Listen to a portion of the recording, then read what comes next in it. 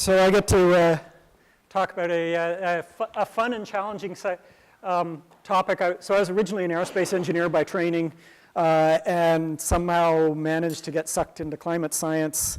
And one day somebody mentioned geoengineering to me and said, you know, maybe we ought to have some engineers thinking about this topic.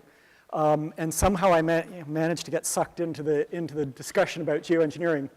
How many people are familiar with geoengineering, or at least with what it means? About half of you. So I'll start by just defining terms a little bit. So, you know, here's your climate change 101. You know, sunlight comes in from the sun, warms the planet. Some of that gets trapped by greenhouse gases, making it harder for the heat to escape. That's the reason we're all alive and Earth isn't just a frozen ball. And so if you want to do something about climate change, basically if we add greenhouse gases to the atmosphere, we make it harder for heat to escape. And if the size of these two arrows isn't the same, conservation of energy, the Earth heats up. There's basically a couple of things you can do. Either don't put CO2 into the atmosphere and other greenhouse gases. In principle, there's a set of ideas known as carbon dioxide removal that could, once you've put the CO2 in the atmosphere, take it back out again. I'm not going to say a huge amount about those. If that was cheap and easy to do it at the same scale as our industrial civilization and didn't have any side effects, you'd just say, we don't have to worry about climate change anymore. We'll just keep emitting CO2 and suck it back out afterwards. And then the other thing you can do, which is more challenging to think about, is to say, instead of messing with the infrared side, with the outgoing radiation, can we do something about the incoming radiation? So if you shrink how much sunlight hits the Earth will cool down, just conservation of energy. And so that's the main thing that I'm going to wind up talking about, is this idea called solar radiation management, or climate engineering, or solar geoengineering, or albedo modification, or there's no really good word for it. So basically, if you want to deal with climate change, stop putting CO2 in, put the CO2 in and take it back out, do solar radiation management, or accept the fact that the planet's going to get warmer and deal with all the climate impacts from that. Those are basically your choices. So what are the options? I'll just walk through these briefly, and then I'll sort of back up and talk about context for this a bit more. So this is Mount Pinatubo in the Philippines, the last major eruption we had on the planet back in 1991. And when a sufficiently large volcano erupts, it puts material up into the stratosphere. So it dumps all sorts of stuff out. The only piece that we actually care about is the sulfur dioxide gas. And if you put that high enough into the atmosphere, there's a region of the atmosphere where it's fairly stable. And if you put material there, it'll stay there for about a year.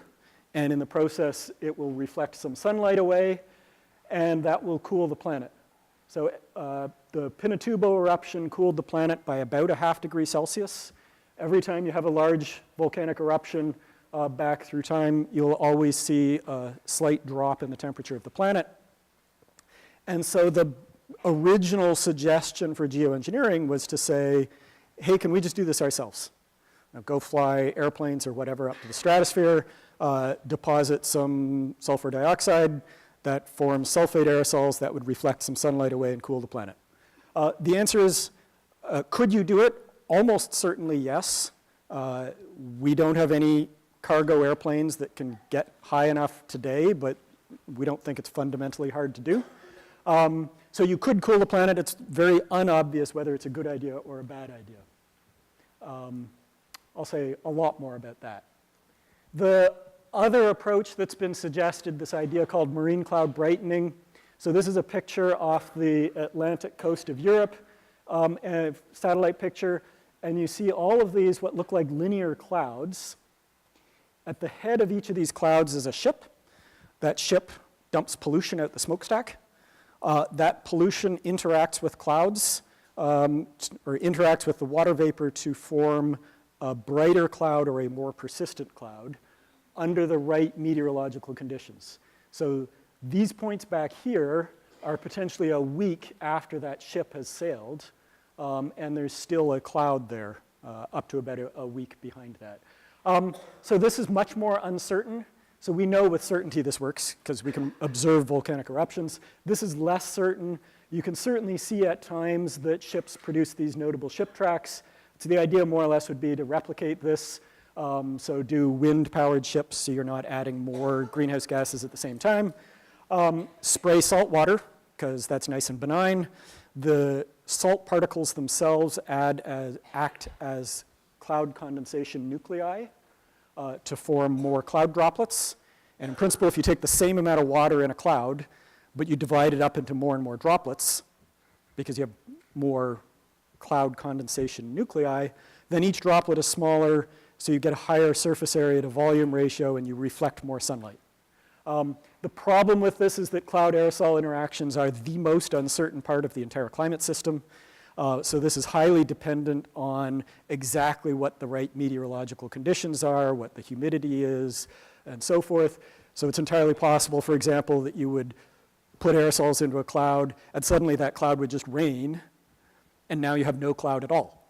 And you've just made instead of having a cloud, now you have dark ocean, which absorbs solar energy instead. The other challenge with this is stratospheric aerosols. I didn't show you a map of this, but these distribute globally around the entire planet. So because they stay in the stratosphere for about a year, they basically circulate everywhere, and you get a fairly uniform effect, whereas this only works in specific geographic areas, like off the coast of California, off the coast of Peru, off the coast of Europe. And so if you wanted to cool the entire planet with marine cloud brightening, you have to put a really big forcing over a small region. And that might have some consequences. So those are basically the two ideas, just to frame that. And then most of my time, I'm actually going to spend a fair amount of time just talking about context. Why are we even talking about solar geoengineering?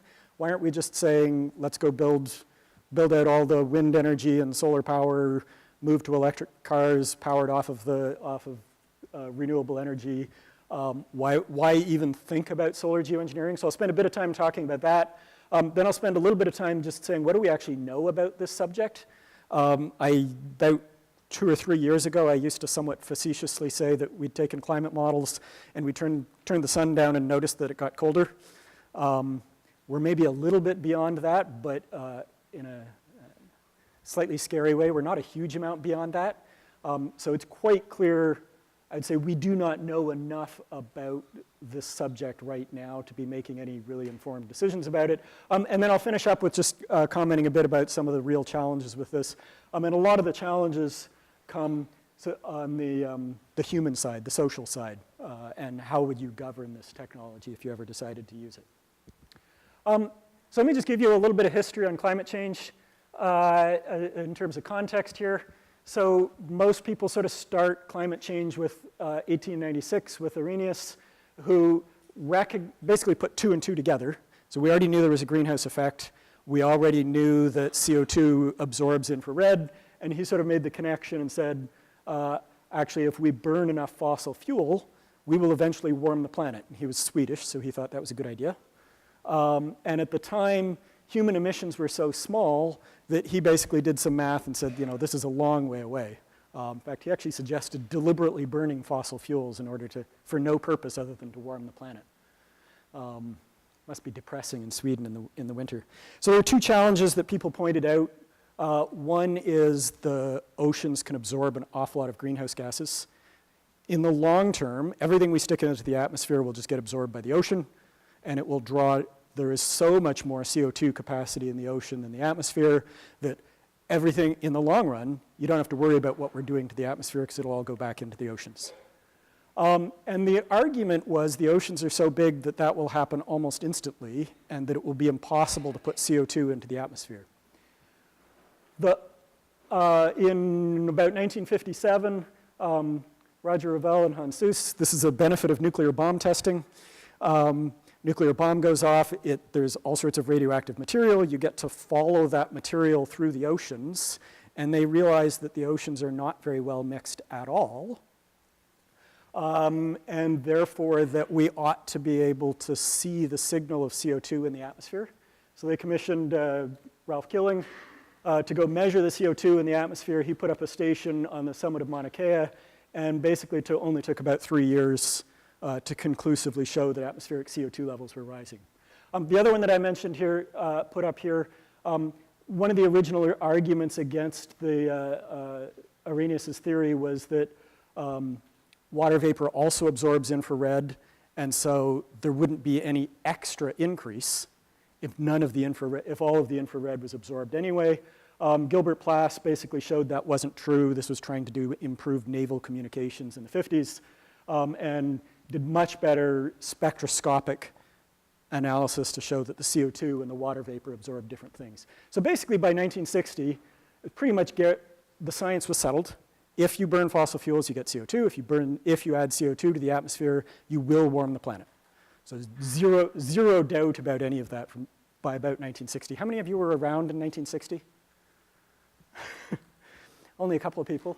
Not me. So what's happened since then? You'll note our emissions keep going up. 1965 was the first time any US president was briefed on climate change, and by the way, he was also briefed on geoengineering in that briefing. 1988, the Intergovernmental Panel on Climate Change was formed, the IPCC, and a couple of years later, the UN Framework Convention on Climate Change, where the nations agreed to avoid dangerous interference in the climate system. And the only other date that I'll add here, back in 1960, you could measure the increase in CO2, but you did not have a statistically significant increase in the surface temperature. And by 95, it was sort of clear that we were, in fact, having a discernible influence on global climate. And so there's sort of no reason for delaying action at that point. Whoops. And you can see how successful we've been at cutting our carbon emissions since then. So that's how we got here. We're now slightly above 400 ppm. This is the last 500,000 years of CO2. And the reason I want to put this up here is just to remind people, if you're talking about doing things like putting sulfate into the stratosphere, one of the standard and perfectly justified arguments is, wait a minute, how can you possibly conceive of doing a massive experiment on a system that we really don't understand very well? And that is absolutely true. And the thing to remember in context is we're already doing a massive experiment on a system that we don't understand very well. The last time CO2 levels were this high, they might have been this high 3 million years ago, we're not quite sure, but certainly 15 to 20 million years ago they were this high. And sea levels, by the way, were probably of order 100 feet higher than they are today. So we do not know what will happen even if we stopped emitting CO2 today and just allowed the climate to evolve. We actually don't know what the consequences of climate change will be. So the amount of CO2 that's in the atmosphere today, as you probably all know, you can't read the axes on this graph. This is the Arctic sea ice. So the summer sea ice has dropped almost in half. This is from the New York Times a couple of days ago. We just hit our maximum springtime March sea extent in the Arctic, and it was the second lowest of all time. This black line on the bottom is this year. So we would have been the lowest, but we just had this little brief burst at the end and formed a little bit more sea ice. And from here on through September, it's all downhill. Antarctic, we've had a couple of pieces of ice sheet break off of Antarctic that are fairly big. Why do we care? Antarctic has an enormous amount of ice. This is basically where all of your sea level rise comes from, the main port of your sea level rise. Antarctic has a huge amount of sea ice that's sitting up, and the only thing that's holding that from flowing out to the ocean are these ice shelves. And as soon as you melt the ice shelf, you've now hit a tipping point where now you're committed to a huge influx of sea level rise from Antarctic. So this was a paper a couple of years ago for a couple of glaciers in West Antarctic. It is entirely possible that we have already passed a tipping point where we're committed to 4 or 5 meters of sea level rise. How many of you are from Florida? Anyone? Yeah, don't buy real estate in Florida. We don't know. It's possible that we won't hit that tipping point for 100 years. But whenever one is thinking about solar geoengineering and saying, the instinctive reaction against solar geoengineering is, my God, you can't be serious, what a horrible idea. And the thing to remember is always, well, you have to be, it's kind of like putting chemotherapy. Chemotherapy is an absolutely horrible idea, but if you have cancer, you might actually like it. And that's potentially a way to think about solar geoengineering as well. It depends, evaluating solar geoengineering depends an awful lot on what the alternatives are. I'll just throw a couple more slides about climate change up here. So this is essentially nonlinearities in the ecosystem. So this picture is really awful on this particular screen, but the winter gets a little bit warmer, bark beetles now survive the winter, and you decimate massive swaths of forest out west from a very small change. This is forest fires in California this season. California just had, the Thomas fire was, I think, the largest fire in California's history, and it was not even in the normal fire season. So that's another of the impacts of climate change. Hurricanes, this is a US-centric. Ultimately, US can afford to adapt to climate change. It's not really the US that should be worried the most. But when I talk about cost later on, keep in context, the 2017 hurricane season in the US was the most expensive on record. That was about $200 billion in damages. So what are we doing about this? So the Paris Agreement in 2015, we all agreed, all the nations in the world except for Syria for obvious reasons, and Nicaragua because they didn't think the agreement was strong enough. They've since, both of those have since joined, I guess. Agreed to hold the increase in global average temperature to well below 2 degrees Celsius above pre-industrial, and then to pursue efforts to limit it to 1.5 degrees because a lot of the small island nations pointed out that they didn't exist if we let the world go to 2 degrees. And just for context, 2017 itself was more than a degree warmer. So here's your quiz.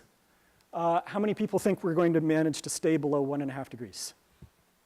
0, or at least nobody is willing to put their hands up.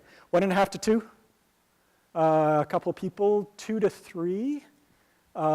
Pretty good chunk of the audience. How about 3 to 4? Some. How many people more than 4? We got a few there. I didn't put my hand up. How many people didn't put their hand up? So the bulk of people in this room would say, they'd say the centroid is probably on the high end of 2 to 3, would be my guess from this room. That's probably about average for most audiences. I'm going to get the excuse of standing up front. I'm not even going to say what my guess is. So just what happens if we actually were to instantly stop emissions? So this says a little bit about how hard the problem is. So if we stopped emissions today, the Earth is not yet in equilibrium with the amount of forcing. So right now, we're still getting more energy in than is going out. And so therefore, we know that the climate is going to continue to warm if we hold the concentrations fixed. But if you were to stop emissions, you don't hold concentrations fixed because the ocean's not yet, ocean absorbs all of our CO2 in the long term. And the surface ocean in particular is not yet in equilibrium. So this is from a paper a number of years ago by a friend of mine. He just zeroed the emissions and you see in a particular year, and you see the concentration in the atmosphere dropping. And basically these two effects cancel to first order. So roughly speaking, if you stop emissions, temperatures hold constant. With one caveat, and that is that we currently have a fair amount of tropospheric air pollution. So every time you burn fossil fuels, particularly dirty coal in places like China, you put sulfur dioxide and various other aerosols in. We as a species put about 100 megatons of sulfur dioxide into the atmosphere. And that gives us, best guess is probably about 0.3 degrees of cooling. There's actually a paper this year said that was more like 0.5 to 1 degree of cooling. So that's still fairly uncertain. But if you basically add that up, so if you said we were to, if you zero our CO2 emissions today, best guess is we're probably at about 1.4. So if you want to ask what the odds are of staying below 1.5, my answer is 0. How about 2 degrees? So I mentioned from this, because of these two effects roughly cancel, then as long as you ignore the tropospheric aerosols, then more or less you can just say that the temperature is roughly in equilibrium, it was roughly proportional to the cumulative emissions to date. So global mean temperature versus cumulative carbon emissions, these results are all of the climate models basically fall along this curve. This is from the IPCC. I just updated it with where we are today. And that would say if you want to stay below 2 degrees, you need to stay below about 3,000 gigatons of CO2. To date, we've put in 2140 of that 3,000. And we've built infrastructure. So this is all the cars and coal power plants and so forth. We built infrastructure that if it lives out its useful life, would add another 700. So if you want to stay below 2 degrees Celsius without retiring infrastructure early, that basically means within the next year or two, you have to stop building anything anywhere on the entire planet that burns fossil fuels. Or you retire infrastructure early. So how does the IPCC get around this? They get around this with this idea called negative emissions. So I mentioned this up at the beginning. So carbon dioxide removal. Every scenario that the IPCC looked at that stays below 2 degrees does one of two things. Either it assumes time travel, so it assumes we started reducing our emissions aggressively 5 years ago, or it assumes that we have some way of pulling CO2 out of the atmosphere. The challenge with these is we have lots of ideas, but none of them have been demonstrated at scale. And it's a long story in this. This is zero emissions, by the way. So all of these scenarios that stay below 2 degrees. By mid-century, we're actually taking out more CO2 from the atmosphere than we're putting in.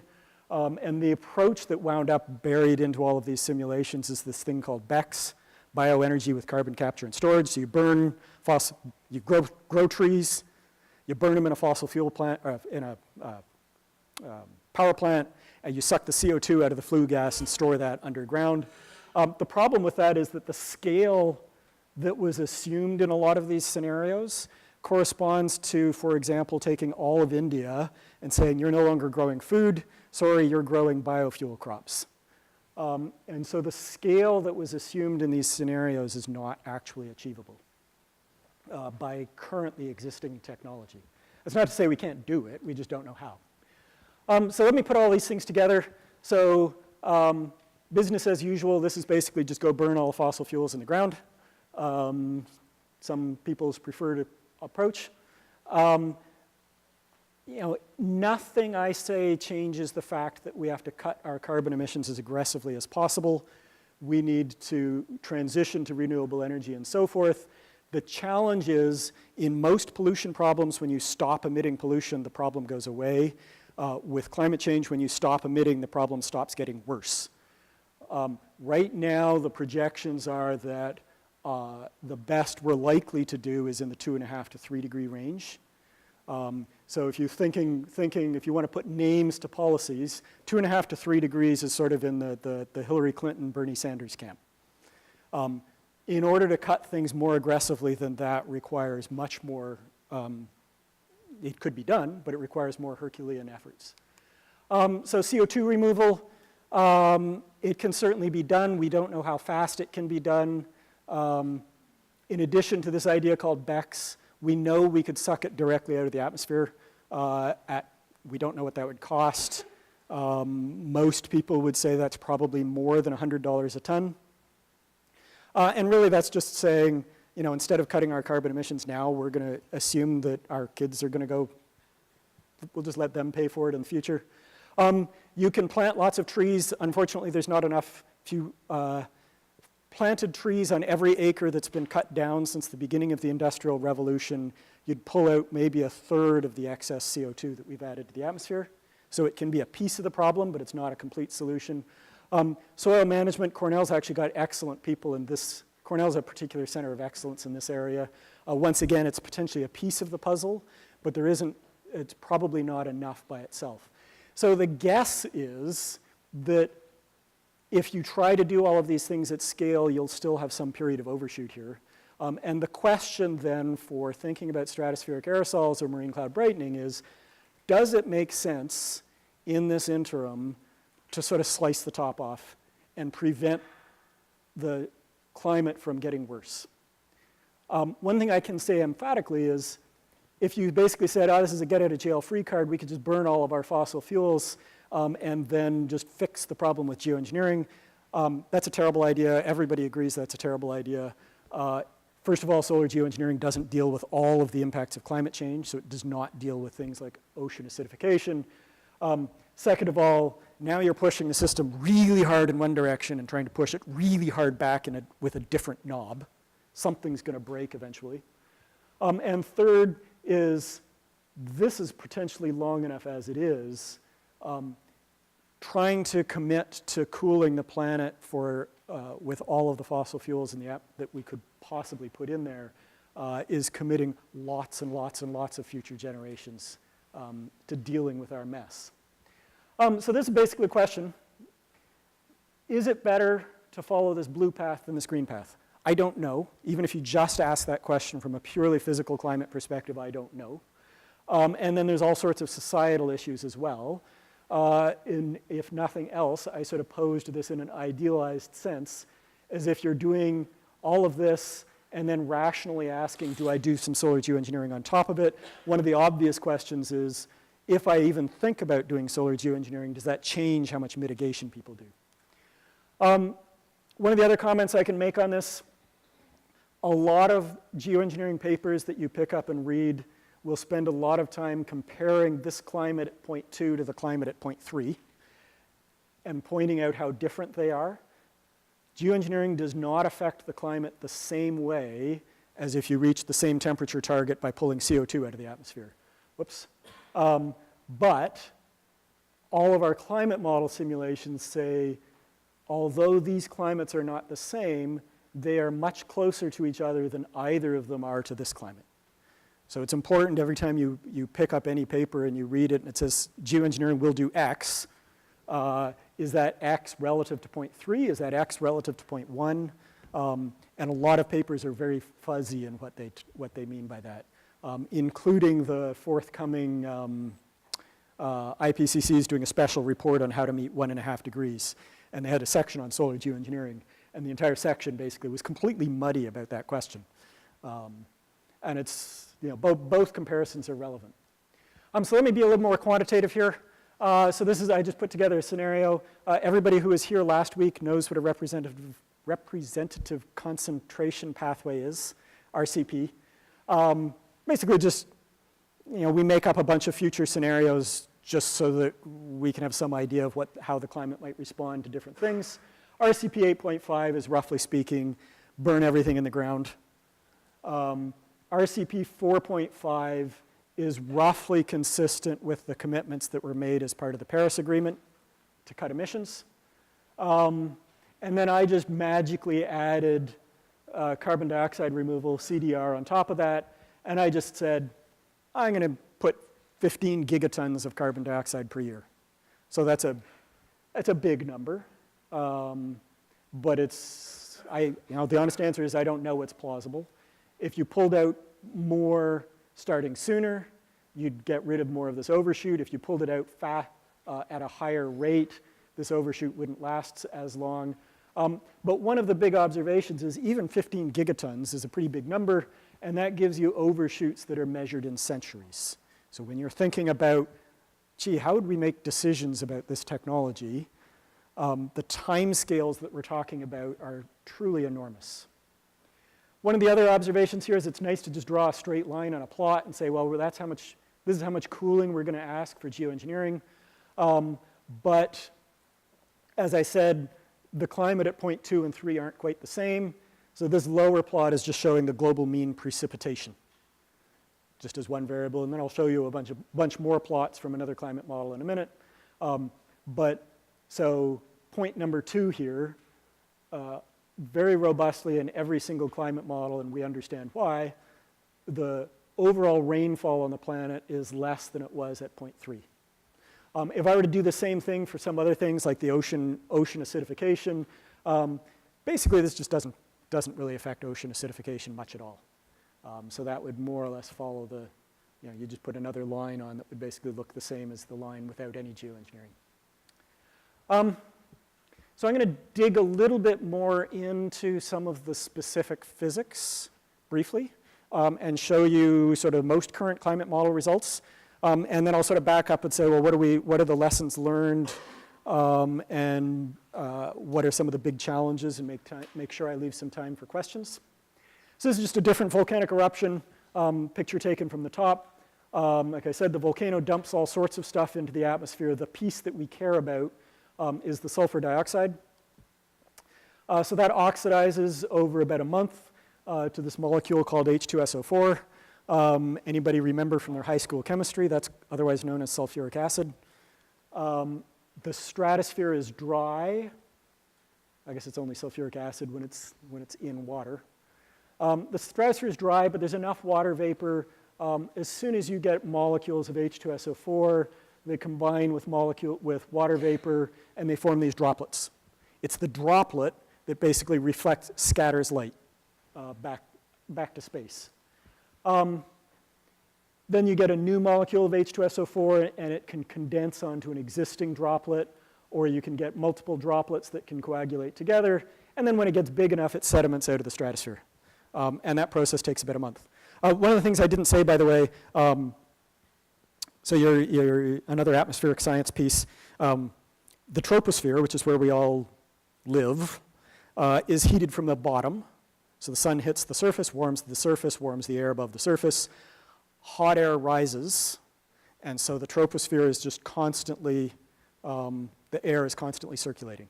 So that basically means anything you put into the troposphere basically will rain out within a week or so. So all your thunderstorms, absolutely everything lives in the troposphere. Above the tropopause, when you get high enough, the temperature with altitude changes to the opposite sign because the stratosphere is actually warmed from above. So ozone in the stratosphere absorbs UV. So the top of the stratosphere is warmer than the air below it. And since hot air rises, if you've got warm air above colder air, the stratosphere is stratified. And that's basically why if you put these gases high enough up, they stay there for about a year. And one of the reasons to just sort of walk through all of this, so when we do our climate modeling, the climate model has all of these processes captured in it. And the way we calibrate that is we look at what happened after the Pinatubo eruption. So we have all sorts of data after the Pinatubo eruption that says what happened, measurements from satellite and so forth. We calibrate the model to get all of these processes right, and then we hope that what happened with geoengineering, with Pinatubo, is also representative of what happened with geoengineering. If you're trying to model climate change due to CO2, we at least have observations of what a planet does after putting CO2 in. We don't have any observations of what a planet does after you put geoengineering. The closest we can get to is the volcanic analog. So this is the model that I've been using with people at NCAR, and one of my fun jobs this weekend was submitting a proposal for 7 million core hours of CPU time to do some more simulations. So it's a pretty good climate model, about 1 degree resolution, and it has all of these processes in it. The plots on the right here, the red line is output from our model after Pinatubo. Sorry, I know you can't read any of the actual numbers here. Here's the Pinatubo eruption in November of '91. This is the stratospheric aerosol optical depth on a log scale. So it went up by a factor of about 30 in a period of a couple of months, and then gradually decayed. And this is just 3 different observing stations. The black dots are what we observed at Tomsk, at Gestacht, and at Mauna Loa in Hawaii. And the model does a pretty good job of capturing what the observations were. This plot on the left, this plot on the left here is column ozone. So one of the other things that happens when you put sulfur dioxide, sulfate aerosols into the stratosphere is they interact with all of the chlorine ozone depleting substances and damage the ozone layer. And so observations, this goes back to 1975 when we started putting ozone-depleting substances in.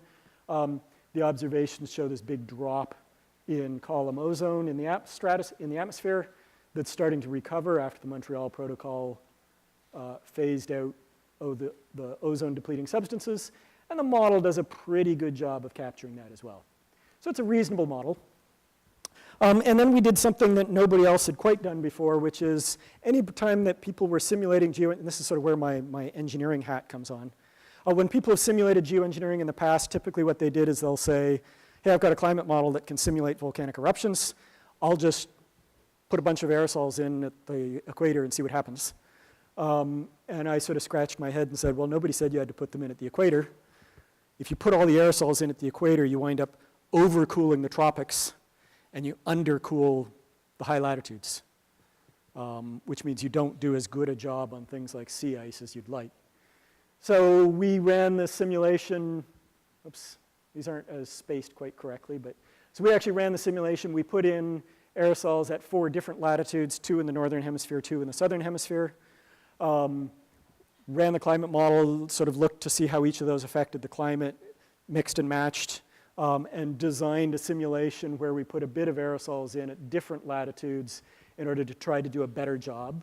So this is just another picture, by the way, of the all of the stuff that you normally think of as happening in the atmosphere is all happening in the troposphere, including generally, unless you're in if you're flying to China and you're flying over the North Pole, then you get up into the stratosphere. But most of your flights are in the troposphere. And the circulation in the stratosphere is broadly poleward. So if I put it in the North Pole, it stays in the northern hemisphere. If I put it in the southern hemisphere, it stays in the southern hemisphere. And that allows me to basically maintain not just the global mean surface air temperature, but also some of the temperature gradients. And then the third thing we did is if you just run one climate model simulation, it's a little bit hard to tell. It's like, well, okay, this is what happened in it. What part of that is climate variability? What part of that is the forced response? So we ran 20 simulations. Then you can average 20 simulations, and you can get a really robust estimate of what the response to the geoengineering is. And I will show you the climate model results from this. So this is just a movie we put together from our results. The background here on the left, this is RCP 8.5. So this is a really high emission scenario, burn all the fossil fuel in the ground type of thing. And then starting in 2020, this is global mean temperature on the bottom. Starting in 2020, we started adding aerosols to try to keep the climate stable in 2020 conditions. And then as time goes on, the planet keeps warming in the case without the geoengineering, and with the geoengineering, we do a reasonable job of maintaining temperature conditions. And more or less a lot of the patterns that you see, whatever you see here that's varying from year to year is basically the natural variability. Go back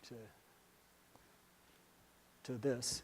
So if I were to summarize that, this is the output from our climate model again. Top row here, I'll walk you through this. So the top row here is temperature. The next row is precipitation. The bottom row is actually the difference between precipitation and evaporation, because to first order, you don't really care about how much it rains. What you care about is your water availability. So if you have less precipitation, but you also have less evaporation, then that might be a fine thing. The left column, I basically scaled all of these to say, if you change the global mean temperature by 1 degree, so I add enough CO2 to the climate model to change it by a degree, then I basically get some pattern of temperature change, some pattern of precipitation change, some pattern of change in P minus E. If I did the same amount of CO2 and then I offset it with stratospheric aerosols, on the same color scale, this is basically my residual change. So if you remember back to the points that I did before, This is basically comparing point 2 to point number 3. And this is comparing point number, which one to switch? Point 3 to point 1? Sorry, I'll have to go back. 1 was that one, yeah. So this plot is point number 1 compared to point number 3. This is point number 2 compared to point number 3. So if the only thing you looked at was the climate models and you were doing some sort of an aggregate risk assessment over the entire planet, you might look and say, would I rather allow the planet to warm by a degree and get this much change? Or would I rather than allowing it to warm, would I rather keep the global mean temperature constant and only get this much change? If that's the only thing you ever looked at, you might say, maybe this is worth considering. This, by the way, so the global mean of this pattern is 0 by definition because I scaled things that way. The global mean change in precipitation is a net drying. And there is some global mean change in the precipitation minus evaporation as well. But there's a couple of observations here right up front. First of all, yeah, this picture's got a lot more white in it than that one. Same, this picture's actually got a lot more white in it than that one. But if you live in one of these places where your precipitation dropped, like say India or parts of the Amazon, maybe you're a little less confident that this picture is better than that picture. So it's not actually obvious. I think I might actually finish up a little earlier. So people have looked in general at a number of the things we don't care about. So we don't actually, in some sense you don't care about temperature and precipitation and things like that per se. You care about things like hurricanes and storm surges and drought and forest fire and what's the impact on agricultural productivity and things like that. People have looked at extremes of heat and precipitation, perhaps not too surprising. Because the geoengineering reduces the temperatures, it tends to reduce the probability of extreme heat waves and things like that as well. Sea level rise, basically there's a thermal component from ocean expansion. Unsurprisingly, geoengineering does a perfectly good job at managing that. And then there's a melt component from glaciers and from the ice sheets, Antarctica and Greenland, which are much more uncertain. But the sign of the effect is pretty straightforward. If it's cooler, you are less likely to hit tipping points with Arctic sea ice, Antarctic sea ice. Plant life and agriculture is a little bit more complicated. So people have done a couple of studies on this. The studies are generally tend to point to an increase in agricultural productivity in most places relative to not doing geoengineering, because heat stress is a big issue in agriculture in many places. But I would be very cautious on this because there's a number of effects that are not included in any of those models that we simply don't know much about. One of them that I did not say earlier, sulfate, the idea is to scatter light back to space. Sulfate's actually a terrible backscatterer. In order to get a bit of light back to space, a lot of that light you just scatter broadly. That basically means that you cut the direct light coming, so the sun is dimmer, and you increase the diffuse light, so the rest of the sky is actually brighter. You don't actually have to change the overall sunlight very much. You actually change the partitioning between direct light and diffuse light. We haven't the foggiest clue what that does to ecosystems on long time scales. Generally speaking, the expectation is that that's probably good for most plants, because right now, most plants, the upper leaves are saturated and the lower leaves are blocked by the upper leaves. If I increase the diffuse radiation coming from different angles, then my lower leaves now get more light. But that also means that, if you're in a forest, the plants that are in the understory of the forest now will have better, it'll change the interspecies competition between the upper story and understory plants. And that might be a century-long time scale before you can really understand it. So some of these things are actually really hard to do. So what do we know? I think I said most of this, but not all. It would cool a planet everywhere, and pretty quickly. Most places, the precipitation is actually closer to what it would be in a pre-industrial world than if you didn't do it. Not quite everywhere. I very briefly mentioned ozone. With sulfate aerosols, as long as we still have ozone-depleting substances in the stratosphere, chlorine compounds, then you will damage the ozone layer by doing this. No question. This is reversible, so if you stop injecting, the aerosols fall out. The same is true for marine cloud brightening. If you stop putting sea salt aerosols into the clouds, then after about a week, the clouds just go back to where they were. I'm not sure I would want a system that was not reversible. But one of the observations, lots of people have done this simulation. This just happens to be one I did. If you're merrily going along and doing some level of geoengineering and some level of geoengineering, and then you stop, then in about 3 or 4 years, you just go back to where you were, temperature-wise. And this is referred to as a termination shock. It is entirely plausible that you would have been better off to never do geoengineering at all than to hold the temperatures constant and then have this really, really rapid change in temperature. In some sense, honestly, we don't know. And then cost. The bottom line here is that cost is not a relevant factor.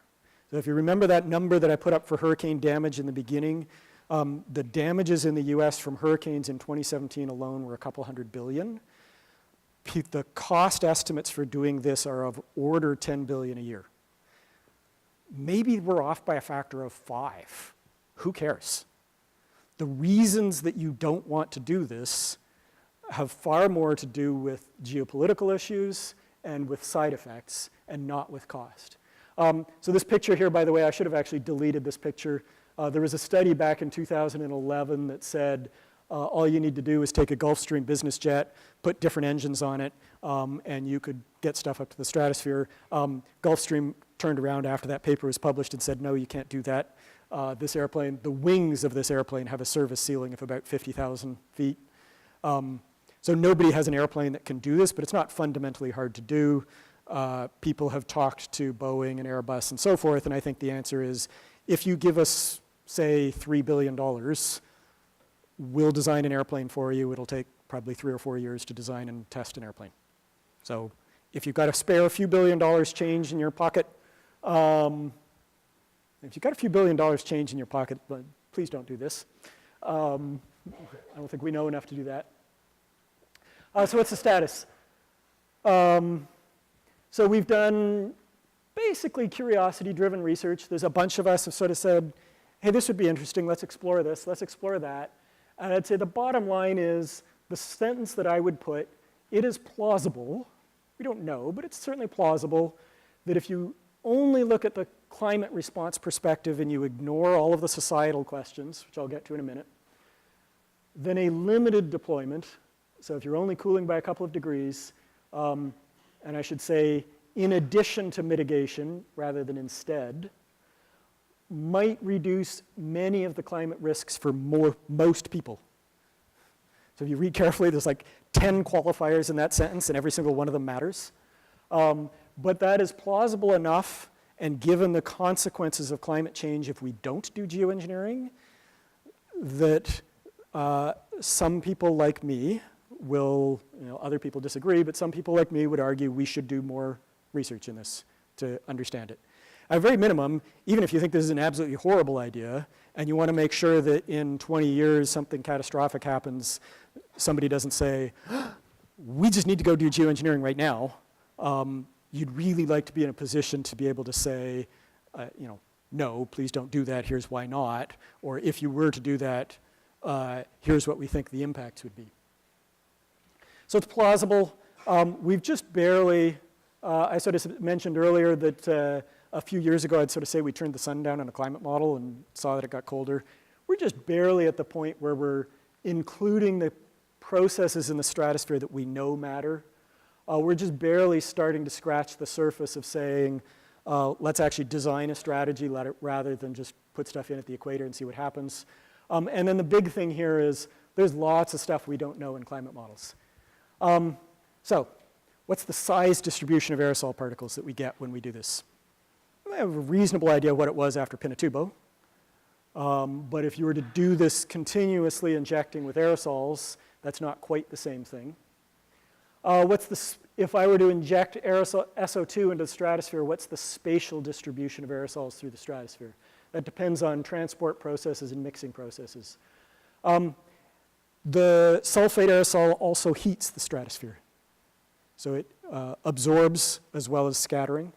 So you change the stratospheric dynamics because you've now added this heat source. You change chemistry. I mentioned the impact on ozone. Cirrus clouds in the upper troposphere. So these are the high, thin, wispy ice clouds. Those actually warm the planet. So low clouds cool the planet. High clouds actually warm the planet. If you heat the stratosphere, for instance, then you change the temperature gradient in the upper troposphere, and that can affect the formation of cirrus clouds. You also then have all of these beautiful cloud condensation nuclei falling from the stratosphere into the upper troposphere. So we have no idea what the impact on cirrus cloud might be. All of these things here, at least in principle, you could go conduct some small-scale experiment, you know, a balloon flight or an airplane flight or something with a dedicated research program or better observational program, and you could probably learn a fair amount about whether our models are right or wrong. Then there's a bunch of other stuff, like what really is the regional precipitation response, which we also don't know for CO2, by the way. This issue of direct versus diffuse light. What's the long-term effect on ecosystems and agriculture? If you were to do this, would you actually stabilize Antarctic ice shelves or not? We don't know where those tipping points are. How well can you even know the system?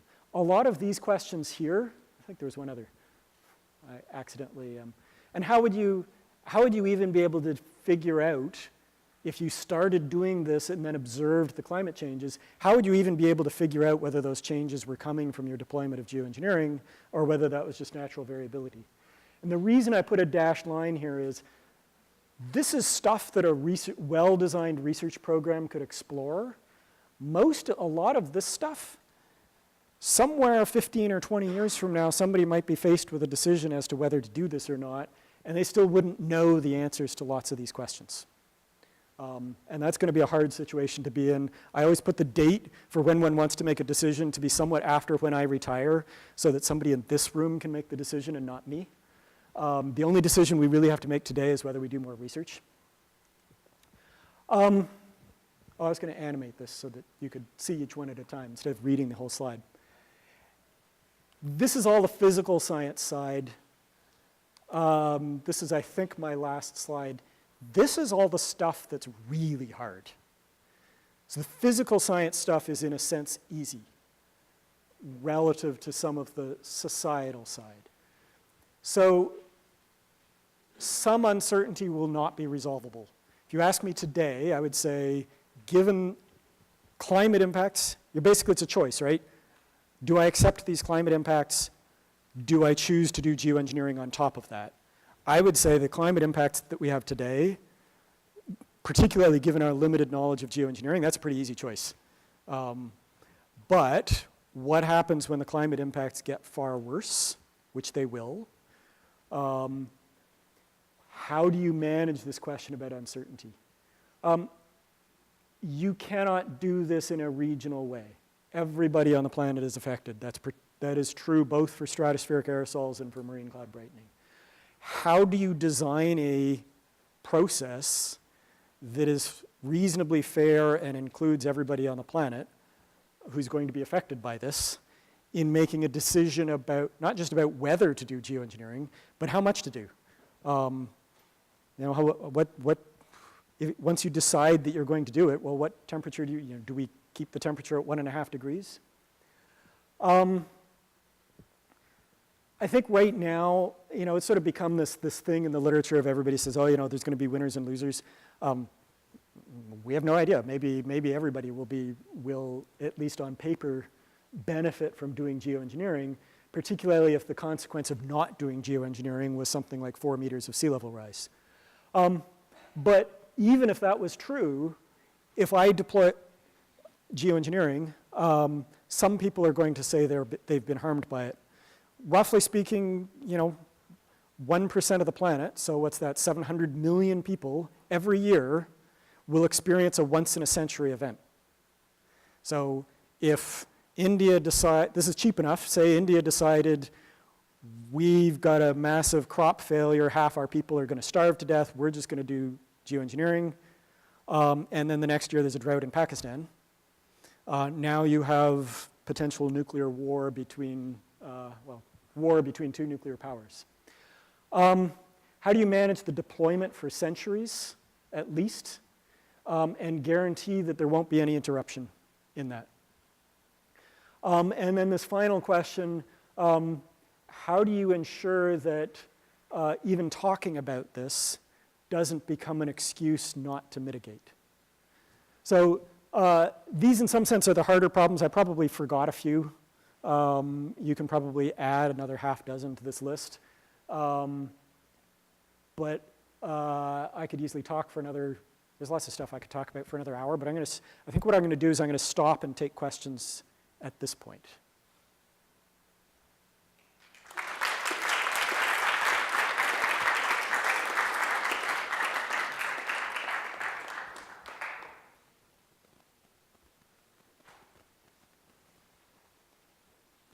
Questions?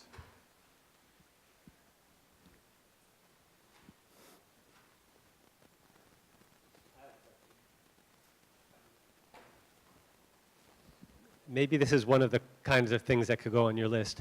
Your underlying premise at the very beginning was that it's sort of acceptable to think about this because we've already sort of screwed up the planet with this experiment of global warming. Therefore, this is simply a continuation of that kind of experiment.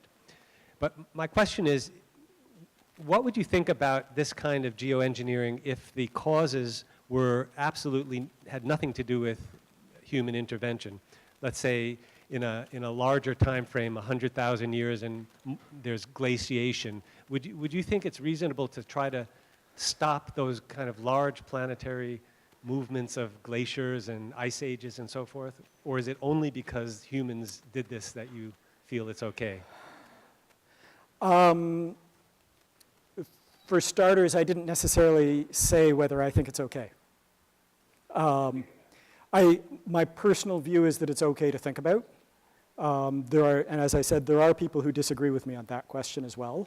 There are people who would say it's not okay to think about because it will affect mitigation. There's people who will say it's not okay to think about because there are no circumstances in which this is ever acceptable to do. I think it's a good question. I don't know the answer. Andy Revkin, who I think gave a talk here last year, he actually has a slightly different, I'm sort of thinking out 20 years and thinking, we're going to hit 1.5 degrees in something of order 20 years. And I'm guessing there's going to be a lot of climate impacts in 20 years. And my biggest concern is how on earth are we going to get to a point where we can actually make some informed decisions? There's so much stuff in the stratosphere, for instance, we just don't understand, that it's terrifying, in a sense, to even think about that. But Andy's view was sort of much longer term view and saying, if you sort of imagine humanity in the year 3000, can you conceive of humanity not having taken over responsibility for the climate system? So his answer to your question was much more of yes, it doesn't matter what the source is. This is just sort of, a stage in the development of civilizations that eventually, you sort of you manage this, you manage this, you manage this, and eventually you just manage the entire climate.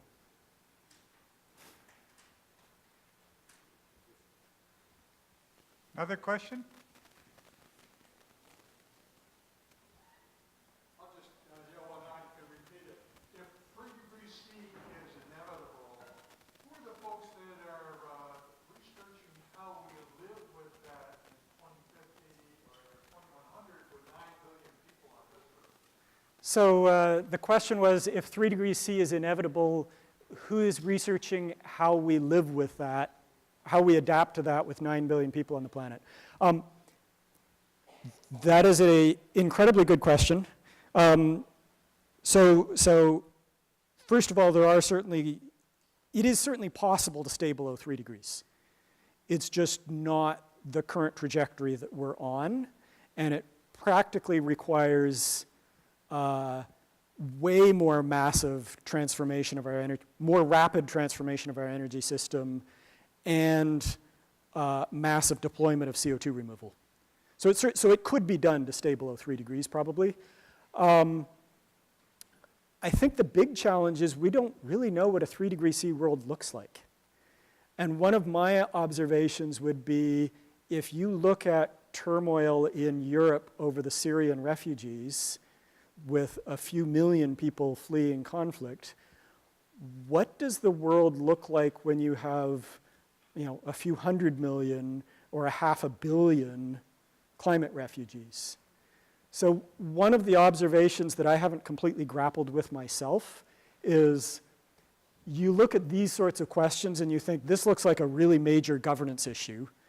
How can I possibly imagine governing this?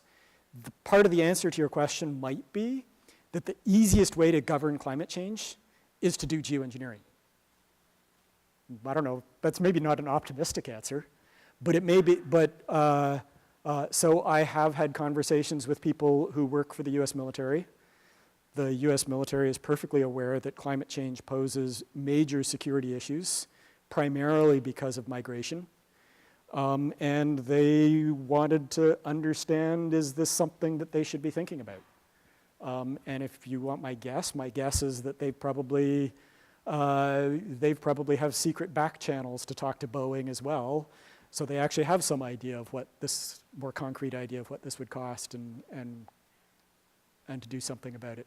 So the answer to your question is, I don't know how to manage a 3 degree world. And I don't know that anybody does, and I don't know that people have seriously thought about it. And I think part of that is simply, if 3 degrees is simply 3 times worse than we're currently experiencing, maybe you can extrapolate. But when you start factoring in things like sea level rise, it's not necessarily 3 times worse. And when you start getting things where you have a range of temperature fluctuations that's normal, if you raise the temperature but you're still sort of within that range of normal, your crops survive. But what happens when your temperature gets outside of the range of normal and suddenly you've got massive crop failure? So I think there's a lot of these climate change issues that are nonlinear, and we don't know when they become severe.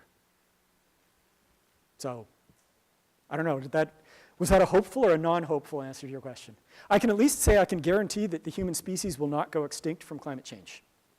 No matter what so if you want the hopeful message is, whatever you're worried about permafrost or what have you, we at least have a backstop that says we can prevent ourselves from going extinct. More questions? No one asked about congressional hearing.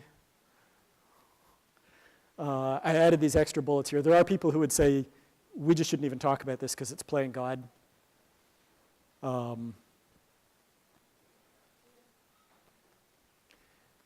Oh, that quote is too small to read. Lamar Smith, so this is from the hearing last year that Lamar Smith is the chairman of the House Science Committee. Instead of forcing unworkable and costly government mandates on the American people, we should look to technology and innovation to lead the way to address climate change. On the one hand, you could say this is a really positive statement because Lamar Smith, for his entire tenure, has denied that climate change existed. And basically in November, he came out and acknowledged that climate change existed, and he effectively acknowledged that it was due to human CO2, although he sort of was a little bit shy of that. But the downside is, he basically said, we should be using this as our get-out-of-jail-free card, as our excuse not to cut carbon emissions. So how do we guard against that attitude? I don't know. I tried. That was before I talked, but I think he said something similar after I talked too.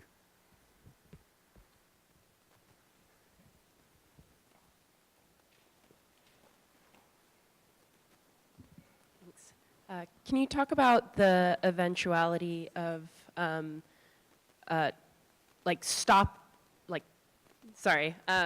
you talk about what would happen if you stopped injecting sulfates into the atmosphere at whatever level?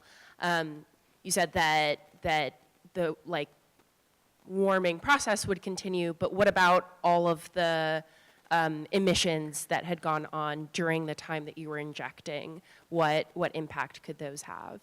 So I'm going to answer that question slightly differently from the way you asked it. What goes up comes down. So, and the lifetime in the stratosphere is actually about a year. So in order to maintain, say, 10 megatons of sulfur burden in the stratosphere, you have to be putting 10 megatons in every year. And that also means that 10 megatons is coming down every year. And the, just thinking, so 1 degree Celsius is about 10 megatons of sulfur dioxide, roughly. We currently put 100 megatons of sulfur dioxide into the atmosphere from power plants and things. So there are clearly health impacts from what comes down. 10 is not a trivial number, but it is, and there are people who will die of air pollution who would not otherwise have died. Right now, by the way, people in the US die from Chinese air pollution as well. People have actually done some studies to sort of try to figure out how much Chinese air pollution makes it to the US, and it's not a trivial number of people in the US who are killed by Chinese air pollution. Right now, most of our pollution goes up and comes down right where it went up, more or less. And so the people who are killed by air pollution are, well, the air pollution goes up where people live and it comes down where people live. Because you're putting it up so high, it comes down much more distributed and people don't live in lots of those places. So the health, I said, well, we're currently putting in 100 megatons. To cool it by a degree, you'd only need to put in 10. But that doesn't mean, the health impacts are probably much less than 10%. But they're not zero. The reason I divided that from the termination question is simply that stuff is coming down every year. It's not just when you terminate that it comes down. It's always coming down because the lifetime isn't that long. So when you terminate, basically in about a year or so, now you have a pristine stratosphere again with no aerosols in it. And the only thing forcing the planet is the CO2. But now your temperature is out of balance with the CO2 concentration.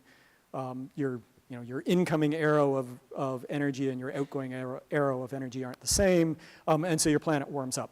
And that takes, 4 or 5 years, you'll get most of the temperature back. And you'll basically just converge back to whatever temperature you would have been at as if you had never started.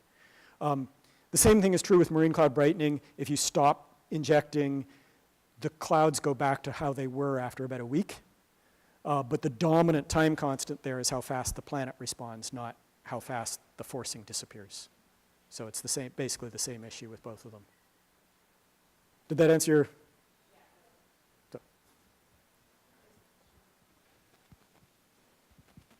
So this is a question from someone watching the online webinar. So your current charts make it seem that we can wait to stop using fossil fuels if we start geoengineering.